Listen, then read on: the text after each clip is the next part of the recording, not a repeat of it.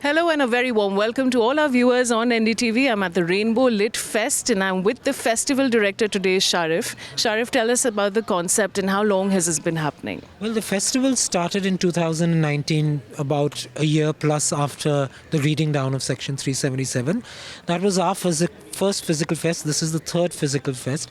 And we had one online in between during COVID in 2020. And it's sort of grown, like we expect some things to grow, but it's sort of, I think, become a little large. This year we have over 80 speakers.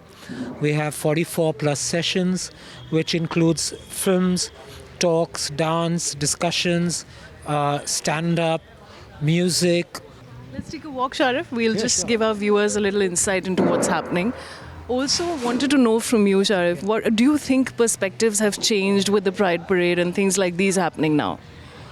Well, I think the Pride Parade only represents a certain section of people who want to go to Pride. I think there is an assumption that everyone goes to Prides and feels happy, safe, and comfortable at a Pride march.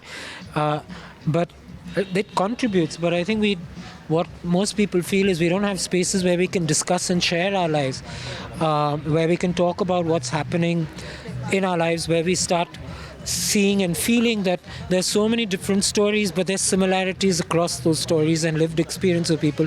So once that happens, you feel more comfortable in your skin because you know that there are others who are going through the same sort of journey. Comes from a generation where you didn't use the word ally. And I don't think he sees himself also as an ally. And maybe you can ask him that. Because I think he just sees people and people's lives. That's why we call it a quiet rebellion. Because he's sort of made films that are, in a way, alternative to what normal, regular scripts are in Bollywood. And that's what we love, because we are looking at queering not from the context only of a film like Aligarh, which he made, but queering in terms of constructs, power constructs, questioning them, questioning patriarchy, questioning the role of women, all those sort of things, questioning also the press and how it sort of represents stories and how do they report. So, I think having Hansal is sort of part of that larger idea of queerness, for us. And I think Sandhya, again, she's not had a very typical, specific pattern of what anyone's journey is, and particularly of a woman. And I think her book itself, when she says Untamed, it's sort of, is a liberated way of, looking at how a person wants to see themselves. And that again matters to us, because if people start queering their roles in life and the stories that they tell, it creates space for queerness. It allows choice to be more vast than what we've imagined it to be always. So we're sort of expanding imagination through people like them, who sort of resonate with the way we want to look at life and choice and love. I'm at the Rainbow Lit Fest in Delhi, queer and inclusive, and I have some panelists with me, some volunteers with me, and we're going to have a conversation with them. Welcome to India. Which country are you from? I'm from France and Morocco. Thank you. What about you? I'm from Germany and Turkey. Just want to talk to you about the festival. How do you feel about it, and how do you get on the panel? Tell us a little bit. Sure. We're very happy to be here, obviously. We came from far, far away to actually discuss the similarities between the Indian, German, and French existences through something called the Queer Muslim Project. And here we're doing poetry performances with a lot of different other panelists, but also artists. And the idea here is to really imagine a new queer future, where poetry is at the center, because poetry can save us all, and to imagine a future where joy is an act of resistance, and empathy is not selective anymore, and love is at the center. That would be it, yeah. We were speaking earlier, you're from Germany. I want to ask you, what is the kind of acceptance level in your country when it comes to the queer community? Legally, there's a high acceptance. In 2017, we finally had gay marriage legalized. And of course, there are differences. We can't speak for the whole country.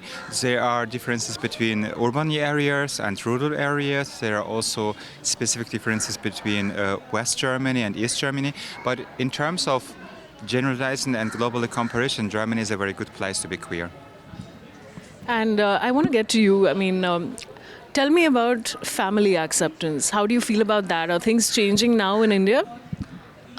It's mostly changing in urban areas, but there are marginalized communities which have not been accepted yet. So there's a long way to go for the queer community. There has been a lot of compounded marginalization. Have been allies which have been rising. There have been people on the forefront, but I would want a space, inclusive space for the marginalized people, which is lacking, in the recent areas of it. And I want to ask you, I mean, do you feel comfortable being identified as somebody from the queer community, or is it, you were not comfortable talking about it? I'm very comfortable about it, but the problem is only the family does not accept or does accept me. So it's about only the family. I don't worry about the society, whether they accept me or not. It's about the family and the love only. That's it. Love is actually love, and it doesn't matter. Nothing else matters really. I want to ask you, we're going to be having a panel discussion soon about parental acceptance.